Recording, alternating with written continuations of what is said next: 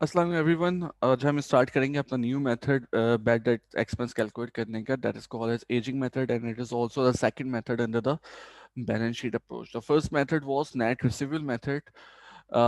The difference between this method is that जो आपका net account receivable ending balance method है उसमें आप अकाउंट रिसीवेबल एंडिंग बैलेंस के लमसम अमाउंट पे रेट मल्टीप्लाई करके बैड डेट कैलकुलेट कर लेते थे. लेकिन एजिंग मेथड में ऐसा नहीं है. एजिंग मेथड में वैसे तो आप पूरा अकाउंट रिसीवेबल लेंगे, लेकिन अकाउंट रिसीवेबल की एज वाइज उसका रेट जो है वो डिफरेंट होता रहेगा, चेंज होता रहेगा. उस हिसाब से आप कैलकुलेट करेंगे, इसलिए इसको एजिंग मेथड बोलते हैं.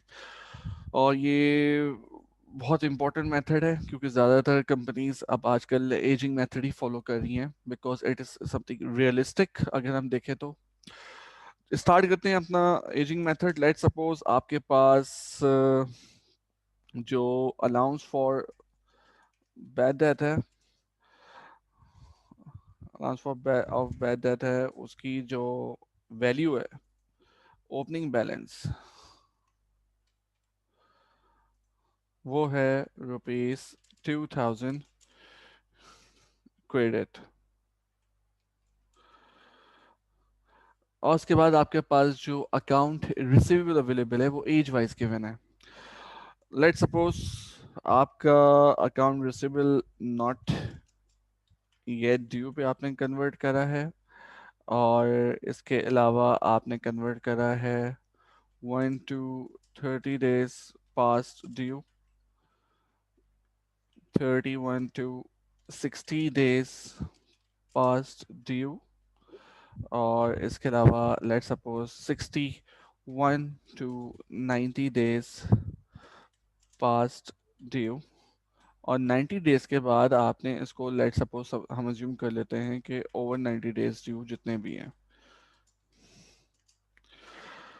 हमने अपना अकाउंट रिसीवेबल इन एजेस पे डिवाइड करा है कि जो अभी ड्यू नहीं है, लाइक आपने आज ही दिया था, जिनको ड्यू हुए हुए 1 to 30 days हो चुके हैं, या जिनको ड्यू हुए 31 to 60 days हैं, जिनको ड्यू हुए 61 to 90 days हो चुके हैं, जिनको ड्यू हुए हुए 90 डेज से ज़्यादा हो चुका है. इनके रेट डिफरेंट है. लेट सपोज हम इसके डूबने के चांसेस कम है, सनक कॉस्ट होने के, इसको हमने 1% बैड डेट रेट दे दिया, यहाँ पे आपका 2%, इसको हमने 4% दे दिया, ये 6% हो गया, और ये हमारा 7% हो गया.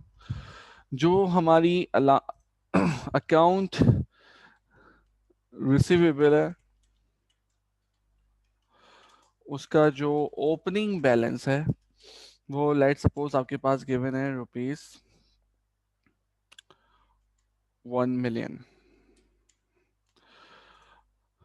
और अगर हम यहाँ पे देखें, इसको अगर हमें डिस्ट्रीब्यूट करना होगा तो हमारे पास इंफॉर्मेशन होगी कि जो प्रोपोर्शन है, लेट सपोज हम अज्यूम कर लेते हैं 20% हमारे पास नॉट येट ड्यू में है, 20% ही हमारे पास 1 to 30 days में है, और बाकी भी हमारे 20% है.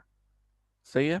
तो 1 लाख को अगर हम डिस्ट्रीब्यूट 1 मिलियन को डिस्ट्रीब्यूट करेंगे तो आपके हर हेड में 2 लाख रुपीज आ जाएंगे. ठीक है. है. अब आपको सिंपल सॉल्व करना है ये question according to the ageing method. तो एजिंग मेथड सॉल्व करने का बहुत आसान तरीका है. सिंपल, आपने ये वैल्यूज निकालनी है. मैं यहाँ पे इसको सोल्यूशन की हेडिंग डाल देता हूँ.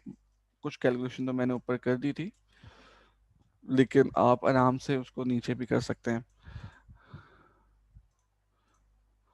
मैंने ये सारे हेड्स लिए हैं और इनको कॉपी कर दिया है, और आप यहाँ पे इसको असेंडिंग ऑर्डर पे पेस्ट कर दिया आपने.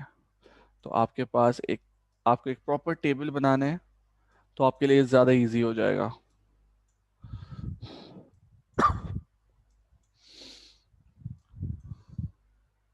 तो हमारे पास ये सारे कॉलम्स आ गए.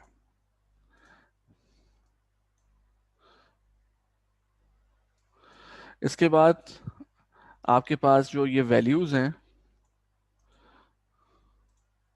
इनको आपने यहाँ पुट कर देना है वैल्यूज़ को. तो आपके पास ये वैल्यूज़ आ जाएंगी सारी. इनके जो रेस्पेक्टिव रेट्स हैं वो इनके नीचे आ जाएंगे. उसको आपने नाम दे देना है, ये अकाउंट रिसीवेबल बैलेंस हैं आपके,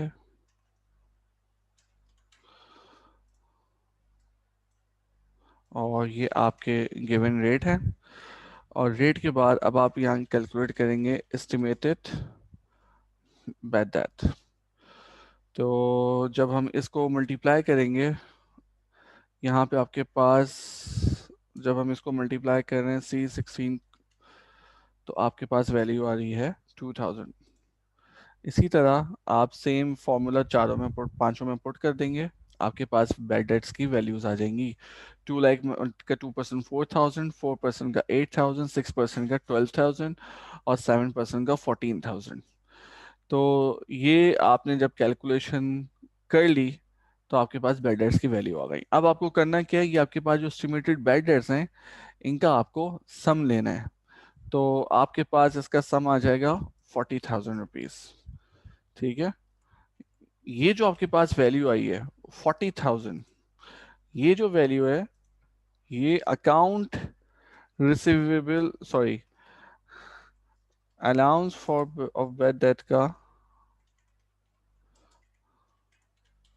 एंडिंग बैलेंस आपके पास आया है कितना, 40,000 rupees. Now what will be the second step? The next step will be you have to prepare allowance for bad debt, and allowance for bad debt का जब आप T account बनाएंगे तो ज़ाहिर है ये साइड आपकी डेबिट है, मैं यहाँ लिख देता हूँ जबकि लिखने की ज़रूरत नहीं, सिर्फ समझाने के लिए, ये क्रेडिट है। तो आपके पास जो वैल्यू आई है अलाउंस फॉर बैड डेट की वो है 2000। सो ये हमारा एंडिंग बैलेंस है, इसको हम चेंज कर लेते हैं, सही कर लेते हैं, और एंडिंग बैलेंस है।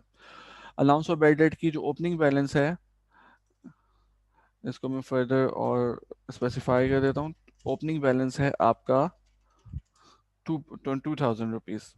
तो आपने ओपनिंग बैलेंस यहाँ पे लिख दिया था 2000, सही है, ये ब्रॉड फॉरवर्ड था आपका।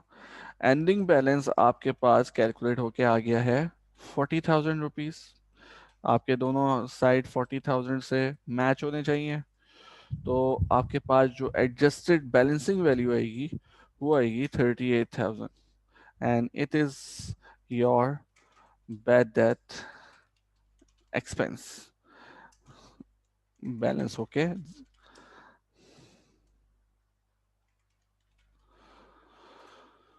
So this is your bad debt expense.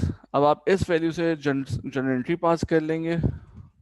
Bad debt expense आपका डेबिट हो जाएगा और अलाउंस फॉर बैड डेट आपका क्रेडिट हो जाएगा। कितने से, 38,000 से, ये आगे 38,000 से क्रेडिट हो गया। Now the last step will be calculation of net receivable. तो आपके पास अकाउंट रिसीवेबल का एंडिंग बैलेंस था यहाँ पे ऊपर 1 मिलियन, तो आपने 1 मिलियन लिख दिए यहाँ पे। उसमें से आप लेस कर देंगे अलाउंस फॉर बैड डेट का एंडिंग बैलेंस जो कि आपके पास है यहाँ पे 40,000। तो 40,000 आपने लिख दिया और आपके पास फिर आ जाएगा नेट रिसीवेबल जो कि वैल्यू हो जाएगी 9,60,000। That's it.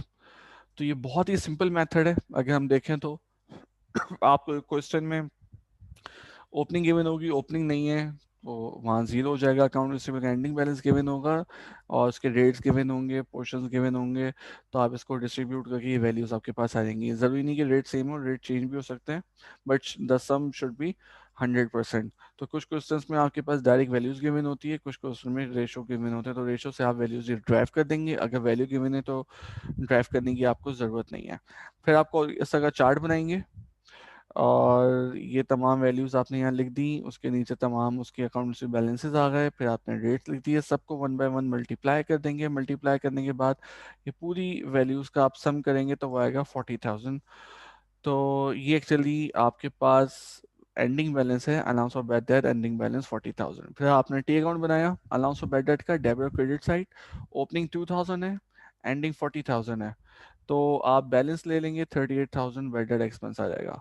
तो बैड डेट एक्सपेंस की एंट्री पास हो गई, 38,000 debit, allowance of bad debt credit. Now calculation of net receivable simple है, पहले भी करते आ रहे हैं हम। अकाउंट का एंडिंग बैलेंस लिया आपने 1 लाख रुपीज़, और अनाउंस ऑफ बेडेड का एंडिंग बैलेंस लिया जो कि 40,000 है, तो आपके पास नेट रिसीवेबल आ गया 9,60,000 rupees. So this is all about the ageing method and I think it is very easy method. Thank you so much.